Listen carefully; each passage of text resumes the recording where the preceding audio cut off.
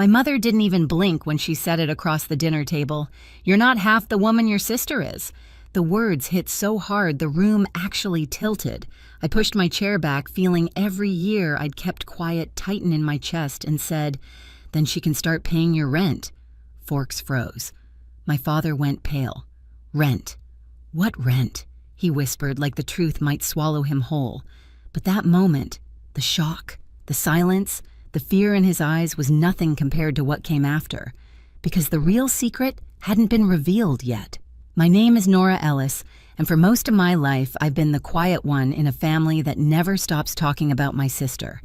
People often assume I'm shy, but that isn't quite true. I just learned early that in my parents' house, silence keeps the peace, and peace, no matter how fragile, was something I tried to protect. On paper, my life looks steady. I'm a financial manager at a logistics company near the Portland Harbor. I work with numbers, deadlines, and systems that make sense. There's a calmness in spreadsheets that real life has never offered me. My days follow predictable rhythms, the echo of forklifts at the docks, the hum of the office, the soft click of my keyboard. I go home to a small apartment with warm lamps and a view of the river. Some nights I cook pasta, tie my hair up, and take comfort in small, orderly things. But the steadiness ends every Friday. That's when I drive to my parents' two-story house in the suburbs, a place wrapped in manicured hedges and the illusion of a perfect family. Inside, perfection cracks fast. The moment I step through the door, I feel 16 again, the second daughter, the supporting role in Vivian's highlight reel. My sister has always been the star. Tall, confident, the kind of person who fills a room and expects it to stay filled. She debated her way to trophies in high school, earned a law scholarship, and walked into a career everyone applauded before she even proved herself. And quiet steady, Nora watched her take the spotlight like it was her birthright. My parents adore her. They always have. At every family gathering, every holiday, every dinner, they lift her accomplishments like offerings. New cases she won, promotions she got, the house she bought, her plans, her vacations, her potential. And then there's me. Nora, who pays her own tuition at 17, Nora, who works 2 jobs in college, Nora, who never asks for help. I learned not to. It wasn't that my parents disliked me, they just preferred the louder story. Still, I kept showing up every Friday because they insisted. My dad always said, "This family has a seat for you, don't leave it empty," half joking, half serious. My mom called if I was even 5 minutes late. Family first, she'd remind me, though it often felt like Vivian first was closer to the truth. The dinners were predictable. My mother plated the same roast chicken. My father asked the same questions. Vivian shared the same wins. And I pushed food around my plate, pretending the quiet I carried didn't weigh something fierce. But the Friday before everything imploded felt different. My mother kept giving me these sharp, assessing glances. Vivian was in an unusually triumphant mood, like she knew something I didn't. Even my father's smile looked stretched too thin. I sensed it then, a storm building beneath the polite clatter of dishes. I just didn't know it would hit me first. That Friday dinner began like all the others, but there was a weight in the air I couldn't name. My mother hovered near the stove longer than usual, stirring the same pot, twice her jaw tight. Vivian scrolled through her phone with a grin so smug it felt rehearsed. And my father kept clearing his throat the way he does when he's preparing to make an announcement. I'd lived enough Fridays to know when something was coming, but I tried to shake it off. I set the table, lined up the silverware, pretended not to notice the tension pooling under every breath. When we finally sat down, the conversation, like always, turned to Vivian. "She's presenting at a conference next week," my mom said proudly. They asked her, "Isn't that something?" "She's always been exceptional," my dad added, giving her a smile that belonged in a campaign poster. Vivian shrugged with fake modesty. "Well, they know talent when they see it." I chewed slowly, swallowing a mix of chicken and resentment. I'd spent the entire day back at work fixing a financial mess left by someone else, but that never made it to the family dinner table. My achievements lived quietly in the corners of my parents' house, tucked between bills and forgotten grocery lists. I tried to change the subject. "I led a big project at work this week." My director said, but my mother waved her hand. "You're doing fine, Nora. But Vivian's work impacts hundreds of people. It's different. That sting, small, sharp, intentional, landed exactly where she wanted it to.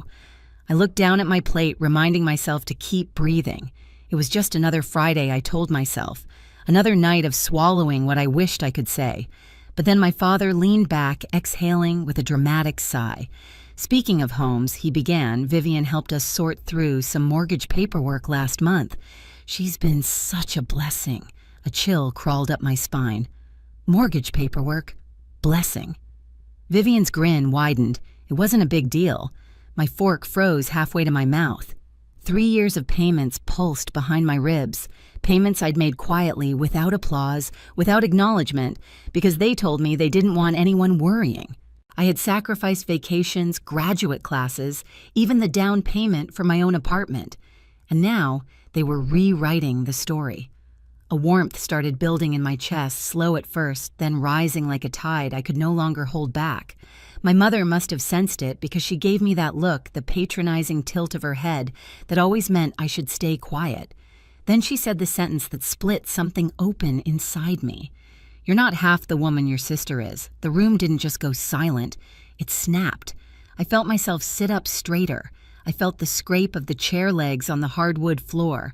I felt every unspoken word I had ever swallowed gather at the back of my throat, like a storm clawing to break free. And for the first time in my life, at that table, I didn't push the feeling down. I let it rise. The words left my mother's mouth with such casual certainty that for a moment, I wondered if she even heard herself. You're not half the woman your sister is. She said it like stating the weather, like it was a fact I should have accepted long ago. Something steadied inside me. I pushed my chair back slowly, the sound of wood scraping across the floor, cutting the air clean in half. Vivian's smile faltered. My father looked up, startled, as if he'd forgotten I was even sitting there. I met my mother's eyes, my voice calmer than I felt. Then she can start paying your rent. Silence slammed into the room. My father blinked. Rent what rent? His voice cracked, almost pleading. I didn't flinch. The mortgage payments. For 3 years, 3 pairs of eyes widened at once, shock denial and something close to fear flickering across their faces. I felt a strange lightness, like I had finally stopped carrying a weight no one else even knew existed. My mother recovered first. Nora, don't be dramatic. We never asked you. You did? I cut in my voice, steady. Every month. Just this once. We'll handle next month. Don't let the bank send a notice. I have the payments, I have the bills, I have everything. My father's face drained of color. You shouldn't bring that up now, it's not appropriate. There it was, the dismissal, the minimization, the attempt to shove the truth back into the shadows where they preferred me to live. I stood fully, hands on the back of my chair. What's inappropriate is pretending Vivian saved a home I paid to keep standing. Vivian finally spoke, her voice thin. Nora, maybe you misheard. Maybe Mom didn't mean, but I wasn't listening anymore. I watched them scramble to reframe the story, to mold it into something comfortable for them. And for the first time, I didn't shrink to fit that version. Something inside me clicked, sharp, clear, irreversible. Without another word, I walked out of the dining room, grabbed my coat, and stepped outside into the cold Portland air. My breath shook, but not from regret. It was the shock of hearing myself stand up after years of sitting down. That night back in my apartment, I opened my laptop, scrolled to the automatic monthly payment, and clicked cancel. A small box appeared. Are you sure this time I was? Canceling the payments should have felt like closure, but instead it cracked something open. For the first time in 3 years, my bank account didn't drain on the 15th. The silence from my parents was loud enough to rattle the walls. I started running along the river in the mornings. At first, it was just to quiet the shaking in my hands, but soon, the rhythm of my feet on the pavement became something like freedom. I joined a Thursday cooking class at the community center. I learned how to make homemade pasta and how to laugh with strangers who didn't know a thing about my family. I even let some friends drag me on weekend hikes around Mount Hood, where the air felt cleaner, like it hadn't been breathed by expectations yet. With distance, I saw everything more clearly. Just this month, every don't tell anyone, every time they'd praised Vivian while I paid the bills in silence. And then came the photo. It arrived on a Sunday morning from Mrs. Jensen, my parents' elderly neighbor who had a habit of noticing everything. She texted me a picture of my childhood home with a banner stretched across the porch. "Congratulations, Vivian, for preserving the family home." My entire body went still. Preserving Vivian. My throat tightened as I stared at the banner, my hands numb. Every late-night transfer, every sacrifice, every time I'd told myself family comes first, all of it rewritten like I'd never been there at all. I didn't cry. Not this time. I felt something else, something sharper, steadier. I walked to the dining table, pulled out the folder where I kept every payment and bill I'd printed over the last 3 years, and began to organize them, date by date, month by month. It looked less like a stack of papers and more like a quiet autobiography of sacrifice. That's when Sarah called. "Nora, I think you should know," she whispered. "Your parents are planning a family appreciation dinner next month. In Seattle. They asked me to make the slideshow." I braced myself. Let me guess. It's about Vivian. It's worse than that. I could hear the discomfort in her voice.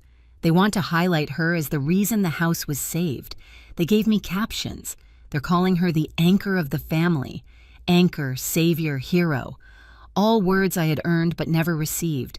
"Send me the file," I said. She hesitated. "Are you sure?" "I'm very sure." When the slideshow arrived, I opened it and felt a hollow laugh escape me. Photos of Vivian standing proudly in front of the house, my parents hugging her on the porch, captions like, "Thank you, Vivian, for keeping our family home safe." I created a copy of the file and added what they had erased. After their final slide, I inserted a timeline of the payments, bar charts of monthly support, screenshots of messages from my mother blurred for privacy, but clear in meaning. And the last slide, a photo of the house with the words, "The truth deserves a place too." I saved the file to my laptop, to the cloud, and onto a USB drive I kept in my bag like a heartbeat. Weeks passed. I moved into my new apartment in Seattle, bright quiet, with floor-to-ceiling windows that looked out over the skyline. I bought a light gray sofa, a small oak table, and one tall bookshelf. For the first time in my life, I walked into a home that belonged entirely to me. And then the invitation arrived. A message from my mother, family appreciation dinner. Dress nicely. No explanation, no acknowledgement, no apology. But when the day came, I didn't go to impress them. I went to finish something. The restaurant in downtown Seattle glowed with soft amber lights. Through the glass, I saw familiar silhouettes, my parents' Vivian, in an emerald dress, relatives I hadn't seen in years. Everyone dressed like they were attending a ceremony. And in a way, they were. I waited by the doorway, unseen, as my father took the microphone. "We are here," he began proudly, "to honor our daughter Vivian, the one who stepped up during difficult times, who helped us keep the home that has been in our family for decades."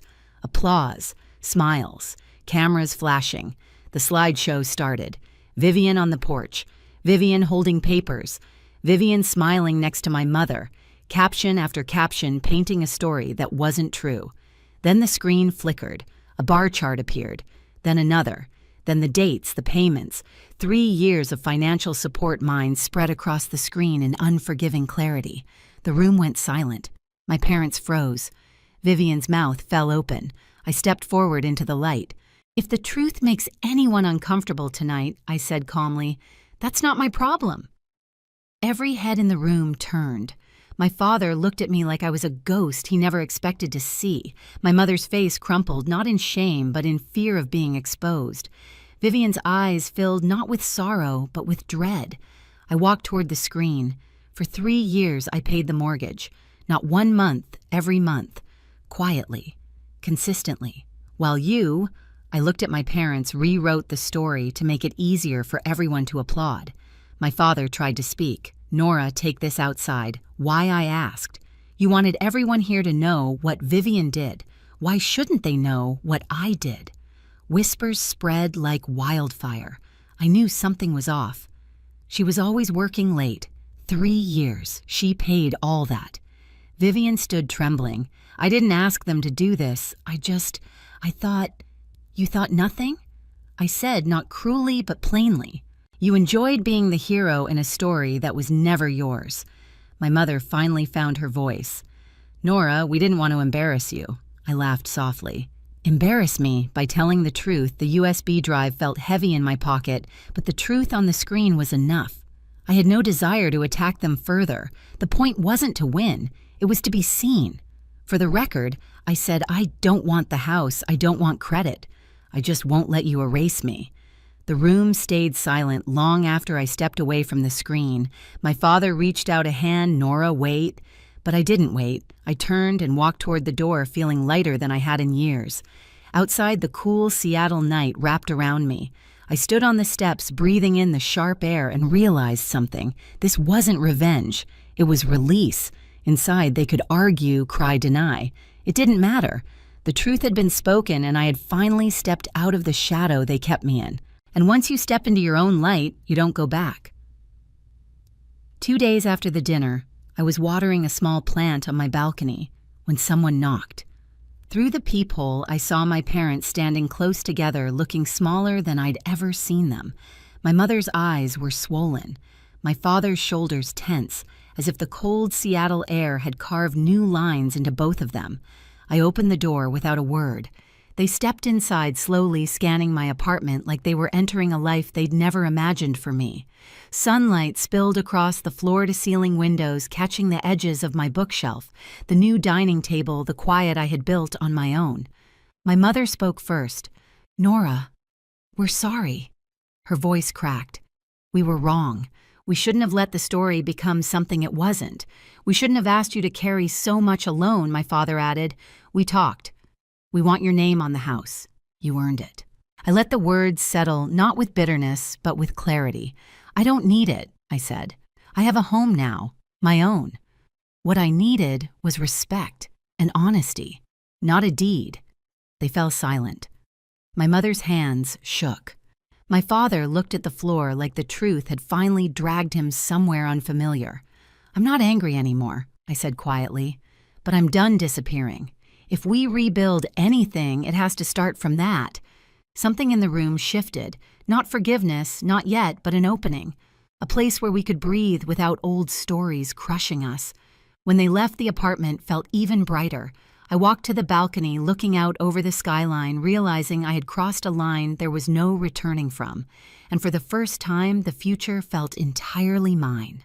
I stood on my balcony long after the door closed behind my parents, watching the Seattle lights blink against the dark. For years, I thought keeping the peace meant keeping quiet.